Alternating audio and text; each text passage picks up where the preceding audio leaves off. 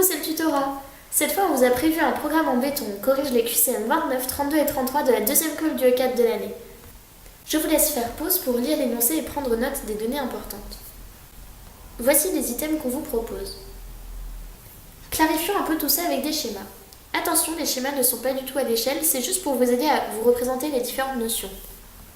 12% des P1 crient en amphi, ça correspond à l'événement A. 20% des P1 sont des carrés, c'est l'événement B. À l'intersection des deux, on a la probabilité de A inter B. C'est ce qu'on doit trouver pour le premier item.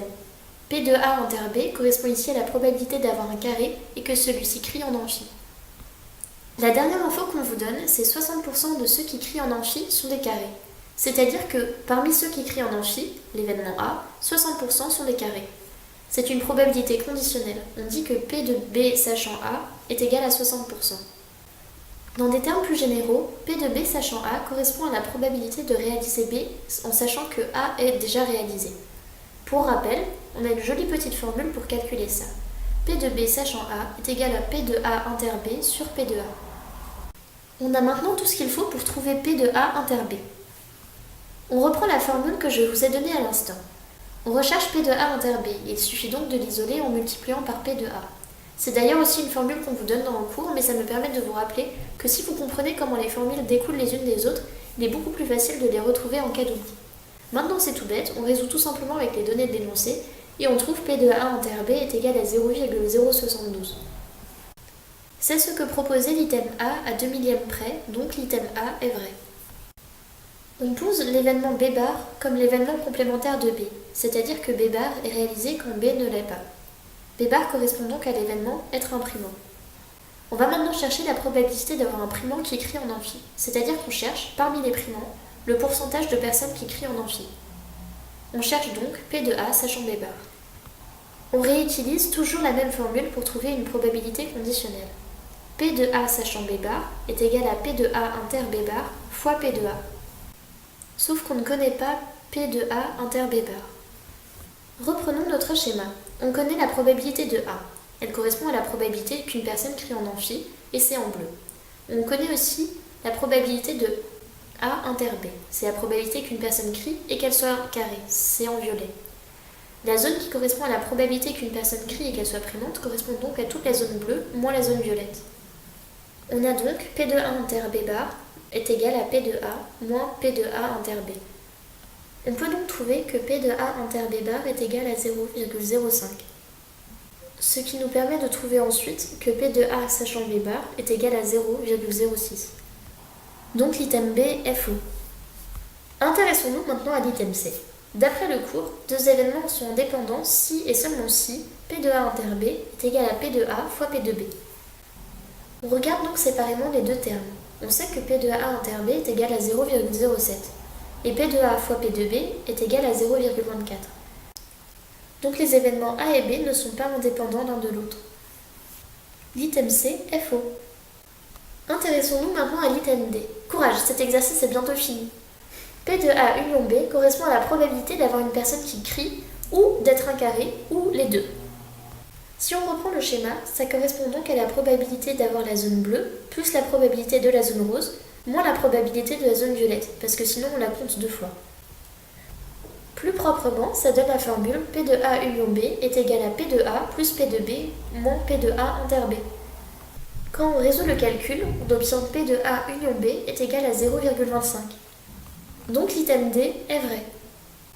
L'item E affirme que tous les items précédents sont faux. Ce genre d'item ne doit pas vous déstabiliser. Ayez confiance en ce que vous faites et ne revenez pas en arrière pour vérifier, car cela vous fera perdre du temps. On a trouvé que A et D sont vrais, donc l'item E est faux.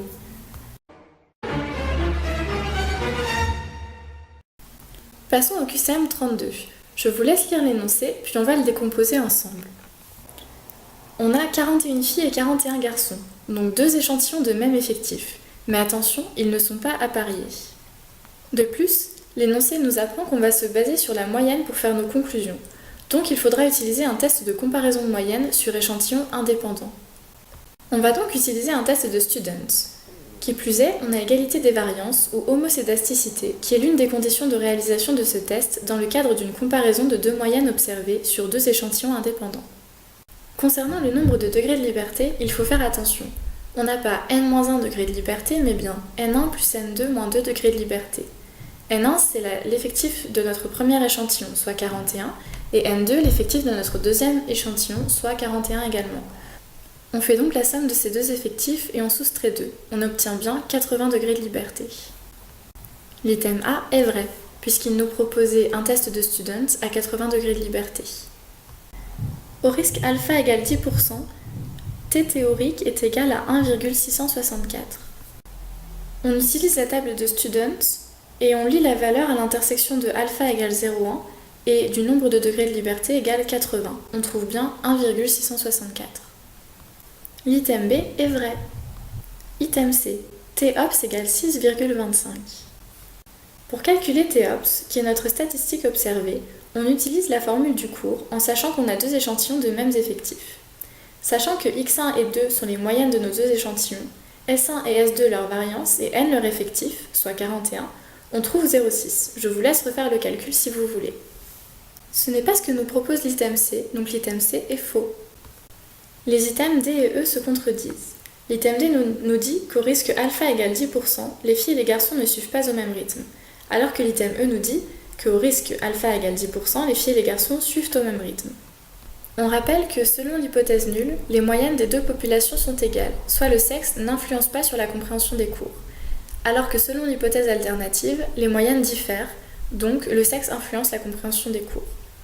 On accepte l'hypothèse nulle si Tops est inférieur à T théorique, ce qui est le cas ici, car Tops est égal à 0,6 et T théorique à 1,664. Donc les filles et les garçons suivent au même rythme selon notre test. Ils ont tous le même niveau de compréhension. L'item D est faux et l'item E est vrai. Pour ce cours, apprenez bien quel test correspond à quelle situation, et encore et toujours, entraînez-vous. Vous allez assurer.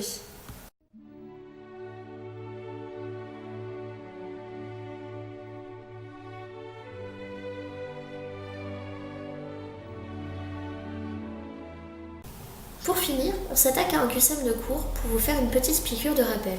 Cependant, on ne va s'intéresser qu'aux deux premiers items. Je vous laisse faire pause pour prendre connaissance de l'énoncé. Une erreur systématique indique un appareil non juste. Qu'est-ce qu'une erreur systématique?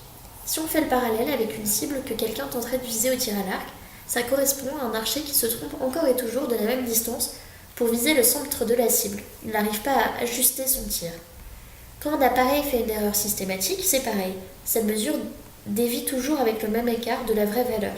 Les mesures sont groupées, mais ne sont pas centrées sur la valeur de référence. L'appareil est dit non juste. L'item A est donc vrai. Une erreur aléatoire indique un appareil non fidèle. Qu'est-ce qu'une erreur aléatoire? Continuons notre analogie. Cette fois, notre archer préféré s'est un peu agacé. Legolas, on le connaît bien maintenant, fait toujours la même erreur et ça le rend nerveux. Il fait un peu n'importe quoi en essayant de tirer au centre de la cible. Ces flèches ont un trajet aléatoire. Ça correspond donc à l'erreur aléatoire. Les mesures se situent de part et d'autre de la valeur de référence, mais elles sont dispersées de façon un peu aléatoire. Pour retenir que ça correspond à un appareil non fidèle, on peut aussi penser à une personne infidèle qui va voir à droite et à gauche. L'item B est vrai. Et voilà, c'est fini pour aujourd'hui. On vous souhaite tout plein de courage, vous allez gérer.